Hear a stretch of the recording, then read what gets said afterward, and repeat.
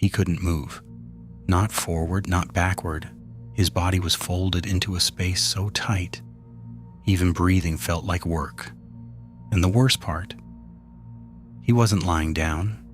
He was hanging completely upside down, deep underground, with blood rushing to his head, his chest slowly collapsing under pressure. And no way out. Somewhere above him, people were trying to save him, but down here, in the darkness, time was already running out.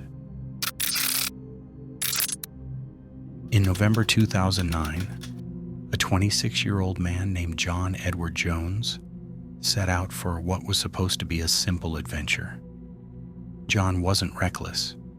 He was a medical student, a husband, a father, the kind of person people trusted.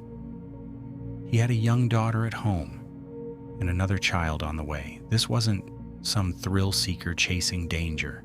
This was a family man just looking to relive a piece of his childhood, because years earlier, John had explored caves before, tight caves, dark caves. He loved the challenge, the silence, the feeling of being somewhere untouched by the world above. So when he and his brother decided to visit the infamous Nutty Putty Cave in Utah, it didn't feel dangerous. It felt familiar, almost comforting. But caves have a way of changing, and sometimes they don't forgive mistakes. The entrance to Nutty Putty Cave didn't look like much.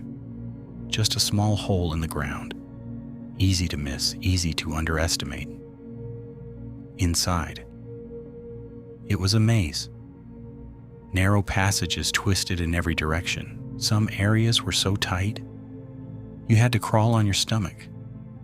Others required you to squeeze sideways, inch by inch.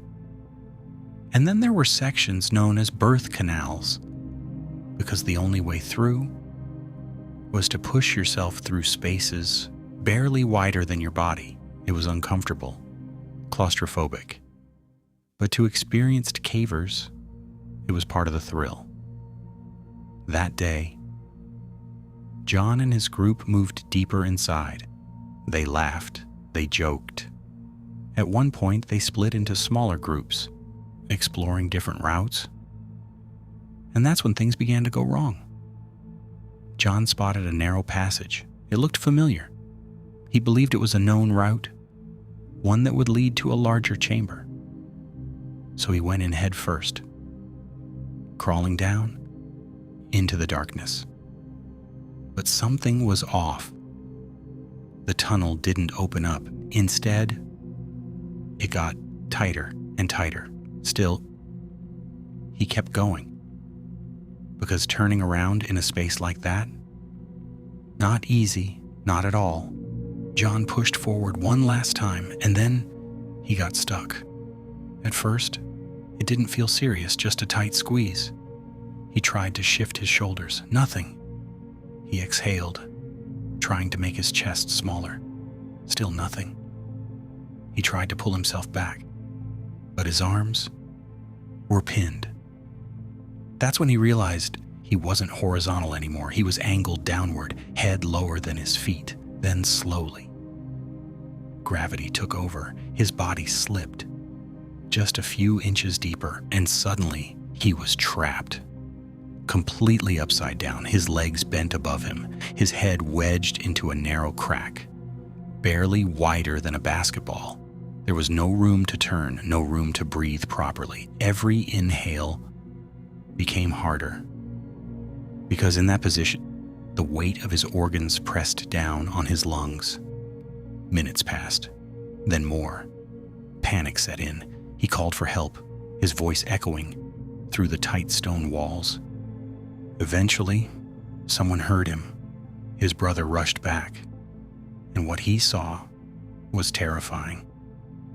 John's body locked in place, upside down, helpless. Rescuers were called, and soon, the cave filled with activity. Ropes, pulleys, anchors. Experts crawled deep into the cave, reaching John after navigating the same deadly passage. When they found him, he had been stuck for hours. His face was red, swollen, his breathing strained. But he was still conscious, still talking, still hoping. Rescuers worked quickly. They attached ropes to his legs, set up a pulley system, and began pulling slowly, carefully. For a moment, it worked. John moved, just a little. Hope surged. But then, a rope slipped. The anchor point failed, and in a split second, John slid back down. Deeper than before, this time, even worse. Now he was lodged in a position nearly impossible to reach. Time kept ticking. Inside that cave, it was cold, silent and unforgiving. The rescue attempt continued for 27 hours. Think about that. 27 hours hanging upside down. Doctors later explained what that does to a human body. Blood pools in the head. Pressure builds in the brain. The heart struggles to pump properly. Eventually, organs begin to fail. Rescuers did everything they could. They spoke to him, tried to keep him calm, tried to keep him alive. At one point, John even joked with them. Imagine that. In that situation, still trying to stay positive, still fighting. But slowly, his voice weakened, his breathing slowed. And then, it stopped. Deep inside that cave, in complete darkness, John Jones died. Rescuers couldn't retrieve his body. It was too dangerous, too tight. Any attempt to pull him out risked more lives. So the decision was made to leave him there. Was this just an accident or something more? Some believe John made a simple navigation mistake, that he entered the wrong passage, thinking it was a known route. Others suggest the cave itself was poorly mapped, that over time, paths had shifted, collapsed, changed, making it easy to get lost, even for experienced explorers. But there's something else people talk about, something harder to explain. Why did he keep going, even when the space got tighter? Why didn't he turn back earlier? Was it confidence? Misjudgment?